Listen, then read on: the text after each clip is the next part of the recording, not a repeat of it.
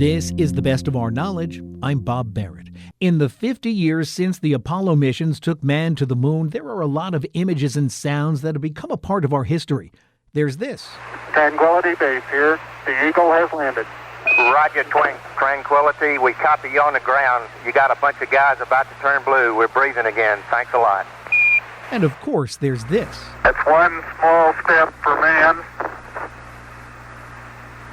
one giant leap for mankind. But in going back in your mind to the Apollo missions, do you remember this? Ooh, hang on. Man, this is really a rock and rollin' ride, isn't it? Those are the voices of astronauts Dave Scott and Jim Irwin on a NASA film about the Apollo 15 mission. The ride they were taking at the time was on the Lunar Rover. Officially called the Lunar Roving Vehicles, they were a part of the final 3 Apollo flights and dramatically changed those moon missions. Here to talk about the history and science behind those rovers is journalist and author Earl Swift. He chronicles the story of these moonmobiles in his new book called Across the Airless Wilds, The Lunar Rover and the Triumph of the Final Moon Landings. I spoke to Earl Swift and asked why he took on the story of the Lunar Rover. I turned 13 the day that Apollo 15 touched down on the moon in 1971, and have a pretty clear recollection of that mission and the 2 that came after. Only a foggy recollection of those that came before. I can remember my parents being excited by Apollo 11, but I really don't remember the event myself. And it occurred to me that I knew nothing about it except one thing, and that was I remembered that the astronauts drove a car on the moon.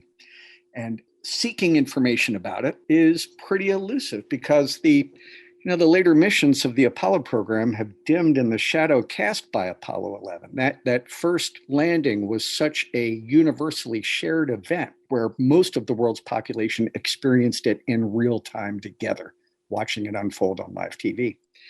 And I think, most people are hard pressed to name the 6 astronauts who walked on the moon on the final 3 missions and who drove the rover on the moon. And the fact is that the rover changed everything. We sent 6 missions up. The first 3, the astronauts were on foot. The final 3, they drove the rover. And there's no comparison. You can put all of the wanderings of the first 3 missions together, probably into the reservoir in the middle of Central Park in New York. On the other hand, the last 3 missions, each of them had the potential to cover an area the size of Manhattan. So we're talking just a difference in scale that's mind-boggling, really. Further example, Apollo 11, Neil Armstrong and Buzz Aldrin walked an area that was smaller than a football field. You could fit all of their wanderings into a football field, a lot of yardage left over. On the last mission on Apollo 17, Gene Cernan and Jack Schmitt drove more than 17 miles. More than 22 miles. And at one point, they were very close to 5 miles away from their lunar module. So when you consider that they had flown nearly 250,000 miles to get to the man in the moon's left eye, they had landed there at its edge, stepped out of their spaceship, climbed into what amounted to a 1969 General Motors product, and then driven across an undulating plain, up a fairly steep avalanche fan, up and over a ridge-like fault line, down the other side, until they were 4.72 miles away from their one-way home, far out of sight of it. The bottom line is that the rover enabled these missions to go places and conduct science and exploration to a degree that the earlier missions didn't even come close to. And as you looked into this, what did you find was the beginnings of the research for this vehicle? From what I see, it started before President Kennedy made that challenge. Oh, way before.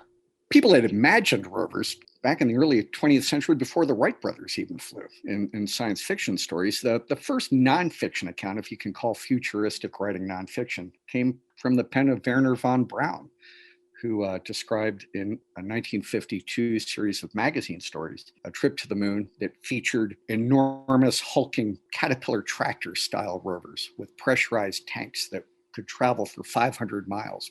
And then you see private industry start kind of nosing around on the idea in the very late 50s. It moved into high gear in the early to mid 1960s with companies like GM, Boeing, Grumman, Bendix all studying concepts on how to best move astronauts around. It was obvious from early on that after the first few flights, the astronauts were going to need to drive if they were going to fulfill all of the potential of the missions to the moon. And what did you find were the challenges that they figured they had to go through to get this thing to actually move on the moon? Well, the first challenge was that no one had been to the moon when they started studying it, and they didn't know what the surface was like. I mean, until the first probes landed in the mid-1960s, the best information we had about the lunar surface was what we could see through telescope. It was green cheese. Well, they knew it was probably dust. They knew that there was probably a dustier, granular consistency to the surface. But that's about all they knew. So that led to a number of different approaches on how you might best gain purchase on that kind of surface. A lot of different tracked vehicle designs came out of it. Eventually, wheels became kind of the default approach because engineers recognized that no matter what the surface was like, chances are it was more easily traversed than Earth's was, just because you weren't going to be dealing with any mud. But you were going to be dealing with some pretty extreme temperatures and a lack of gravity.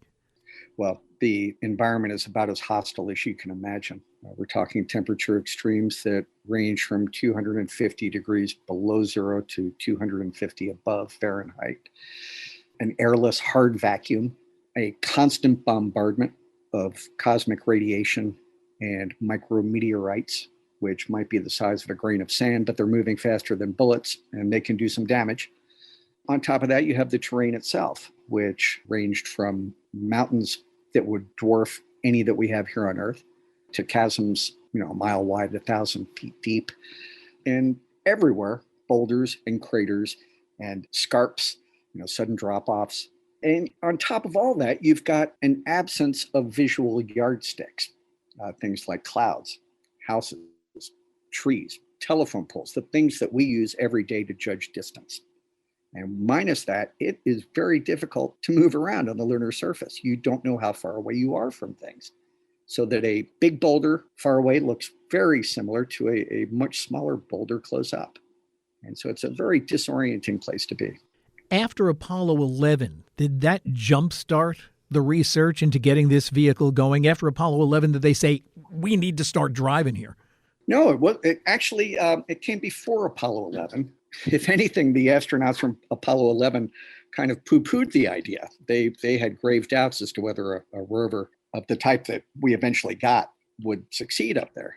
Initially, the rover concepts were like Von Braun's 1952 magazine stories had suggested, were big hulking things with pressurized cabins, and the astronauts would sit in shirt-sleeved comfort inside them and go on 250-mile odysseys and use these rovers basically as their shelter as well as their transportation. And it became pretty clear by the mid-1960s that idea was not going to fly, so to speak, at least during Apollo. It might come to pass further down the road. Apollo was just at that point seen as the first chapter in a long lunar campaign. So that idea was shelved, mostly because these early rover concepts, these mobile laboratories, were so big and so heavy that they would have required their own Saturn V to reach the moon. NASA started contracting with private firms to look into kind of shrunken down versions of those massive rovers in the mid-1960s. And then in 1967, NASA's budget was cut that fall in such a way that it became clear there would never be a mission with two Saturn Vs, one to carry the astronauts, one to carry equipment, including a rover, no matter how shrunken down. And so NASA kind of walked away from the idea and threw up its hands and decided odds were they were not going to be able to get a rover together in time to get aboard one of the Apollo missions. Well, there were engineers in several private companies, notably General Motors, which had a defense research lab in Santa Barbara, California, which had done all of the space work. These guys had worked on rover concepts now for several years, and they were not about to just walk away. They had too much invested in it. So they set about trying to come up with an even smaller rover that could be fit somehow in the existing lunar module.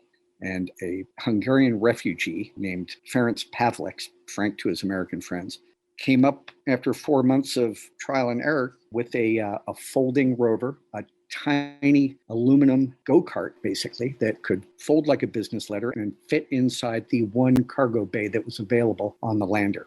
It weighed next to nothing. It was minimalist, but it was a pretty viable idea. So Pavlik's made a 1/6 scale model of it.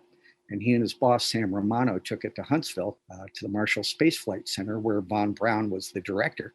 They showed it to him, and legend has it that he slammed his fist down on his desk and said, "We must do this." And the rest is history. NASA let the bid for contracts in the summer of 1969.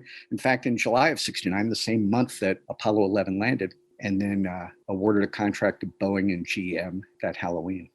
It always seems like goal-oriented, rushed science comes up with some of the coolest stuff. When this was rushed, I mean, when they got the contract, Boeing and GM had 17 months, not only to build the rover, but to design and test it as well. That's half of what most Apollo hardware took, less than half in terms of time. It was a frantic effort. And at times it looked like they were going to bust their line and not make it onto Apollo 15. It also was pretty clear that the job was going to bust its budget, and it more than doubled, in fact, the contracted amount. But it got to the moon, and that first rover made the mission, as the head of the Apollo program put it, and was placed aboard the next two missions with very few changes. Did the rover make those final 3 missions more scientifically important than the first? No question. No question. Got to understand that in addition to increasing range, which it did many times over, again, you look at Neil Armstrong and Buzz Aldrin, the farthest they strayed from the lunar module at any point in their mission was 65 yards. With Apollo 15, they went 17 and a quarter miles. It not only increased range in that way, it also increased the amount of time that the astronauts could spend outside. And it did that because moving around in a spacesuit is a very taxing activity. The thing is pumped to the stiffness of an all-season radial, and just to bend an arm or to close your hand around a tool is exhausting. And consequently, moving around raises your metabolic rate considerably, which burns through the air, the supplies of air and cooling water in the backpack area. The more you work, the farther you walk, the less time you have outside. And what the rover did was it built a cool down into every trip. The astronauts would get on the rover. They'd drive several miles in many cases to a scientific sampling spot, and they'd be able to work far longer there because they had not used their air and cooling water on the way. They were able to conserve their consumables, their life support, and use it on what counted instead of the commute to get there.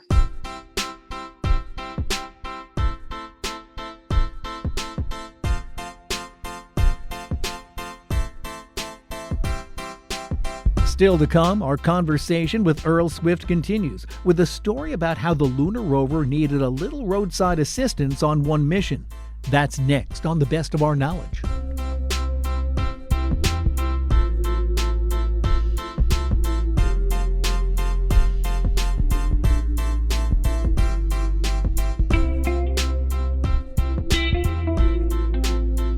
Got any questions or comments about The Best of Our Knowledge? Send them in. Our email address is knowledge@wamc.org.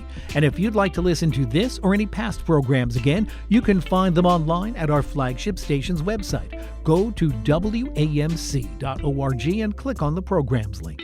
And while you're there, subscribe to the Best of Our Knowledge's podcast or download the WAMC radio app to listen on demand, anytime, any place.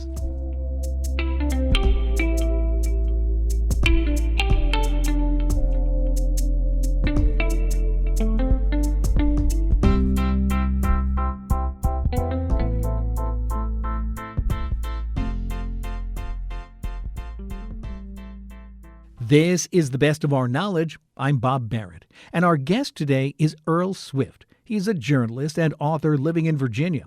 We're talking about his latest book. It's called Across the Airless Wilds, The Lunar Rover and the Triumph of the Final Moon Landings. In his book, Swift tells the story about how during the Apollo 17 mission, astronauts Gene Cernan and Jack Schmitt needed a little help to fix a lunar fender bender.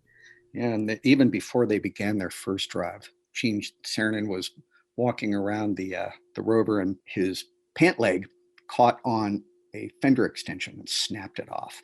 Now, that may seem like a pretty minor mishap, but that granular surface, that really fine powdery dust that makes up the first 2 or 3 inches of the lunar surface, it's incredibly gritty and it's dark. We look at the moon and we think of it as a silvery light gray.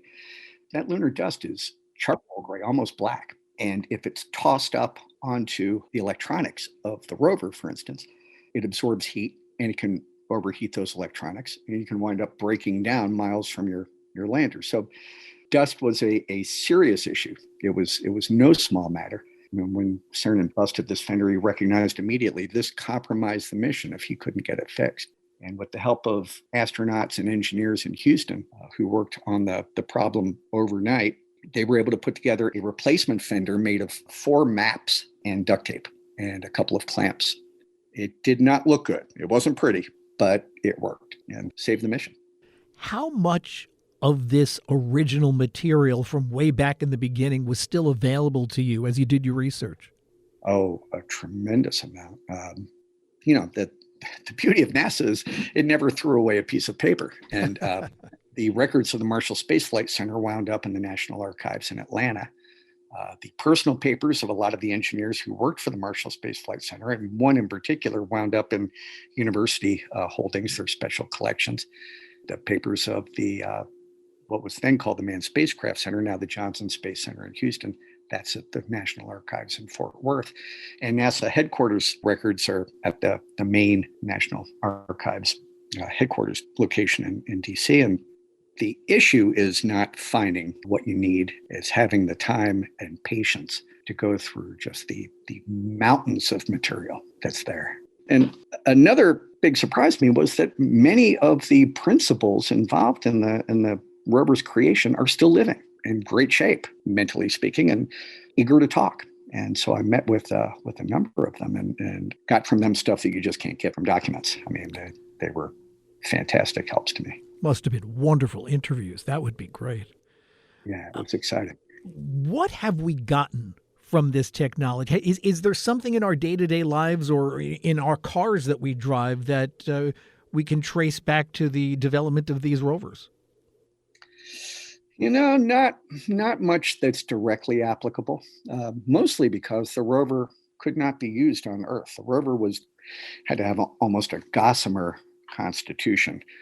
So it was built strictly for the 1/6 gravity environment of the moon surface. If an astronaut were to step on the rover's floorboard, for instance, on Earth, he'd snap it.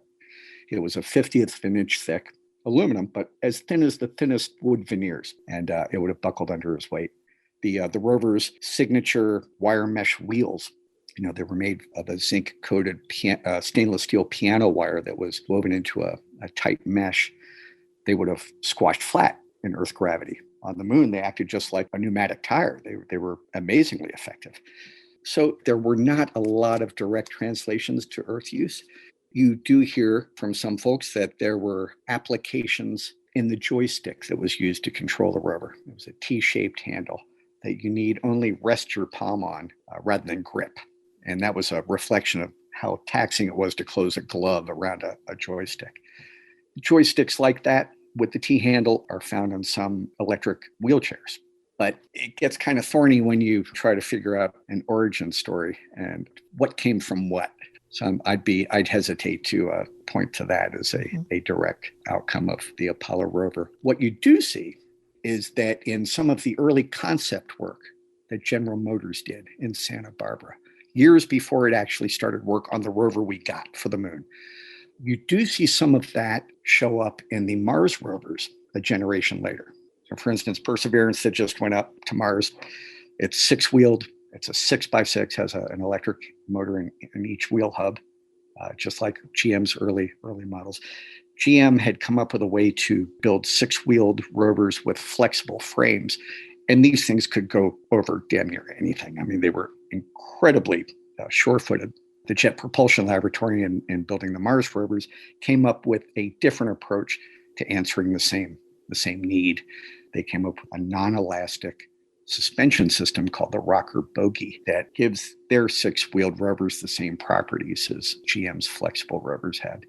So you do see a lineage in the early work, kind of the proto-rovers that GM worked on in the early 60s. You talked about how the moon, driving along the moon, you don't have your houses and mile markers. Was there kind of a rudimentary GPS in this?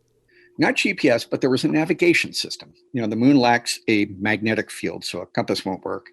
They did devise this pretty ingenious system that measured where you were in relation to a starting point.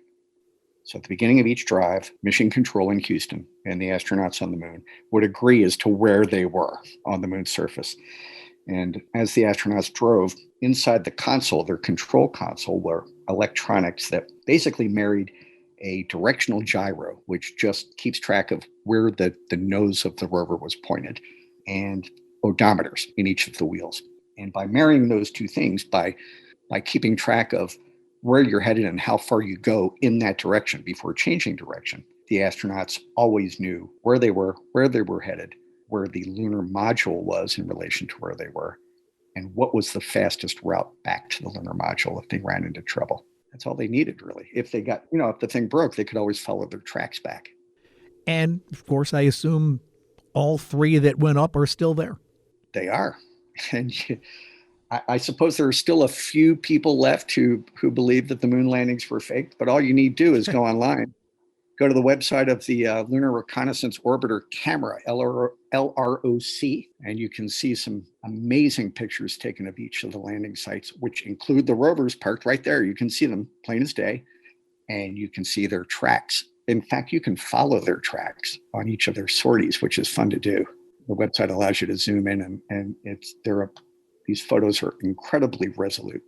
In your research, since there is talk now about going back to the moon, are they working on better models of these? They've been working on better models of these ever since, really. NASA has never given up on the idea of going back to the moon and has never given up on the idea of moving along the lunar surface. So this has been an ongoing project. Now, the next mission to the moon is a rover mission. It's an unmanned rover called the Viper that is scheduled to go to the lunar South Pole in 2023. I hesitate to mention it only because NASA's had plans like this in the works before and has scrubbed them. But Viper is being sent to the moon to look for ice, to look for water ice.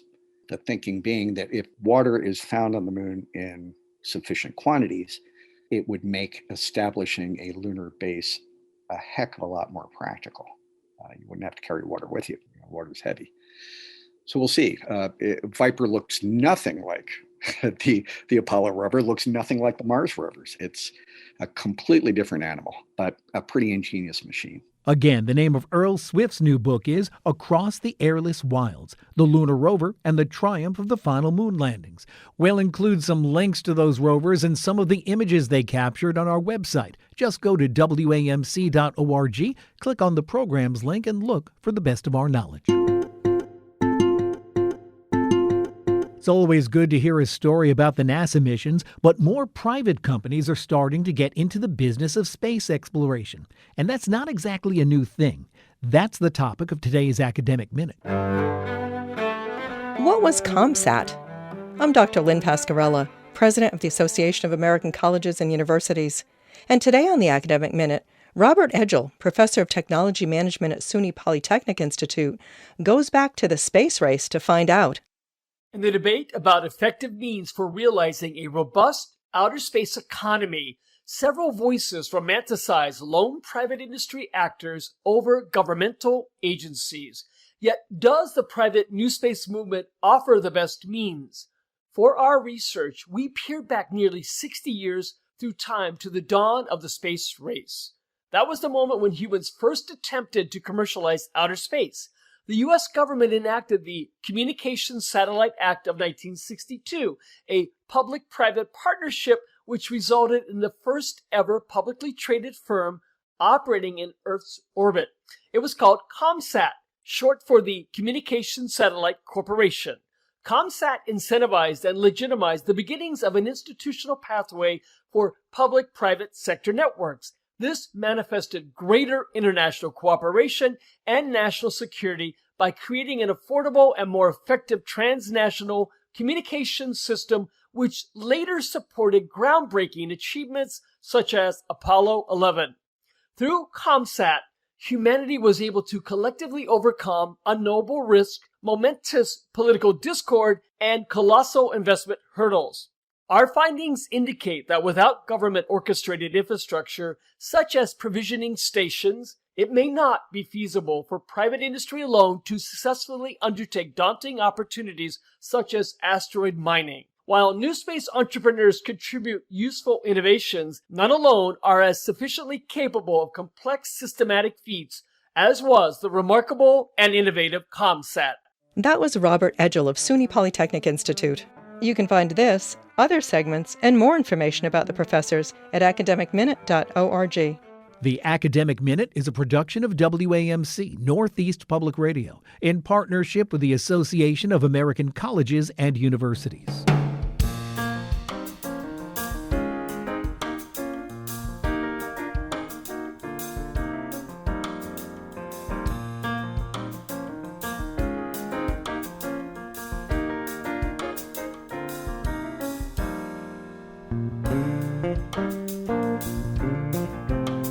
That's all the time we have for this week's program. If you'd like to listen again, join us online at our flagship station's website. Go to WAMC.org and click on the programs link. And while you're there, subscribe to the Best of Our Knowledges podcast or any of the other WAMC or National Productions podcasts. And if you have any questions or comments about the program, please send them in. Our email address is knowledge@WAMC.org. And you can stay in touch with us on Twitter at TBOO Knowledge. I'm Bob Barrett. Be sure to join us next time for another edition of The Best of Our Knowledge. Bob Barrett is producer of The Best of Our Knowledge. Dr. Alan Chartock is executive producer. The Best of Our Knowledge is a production of WAMC Radio's National Productions, which is solely responsible for its content. Hear more at WAMC.org.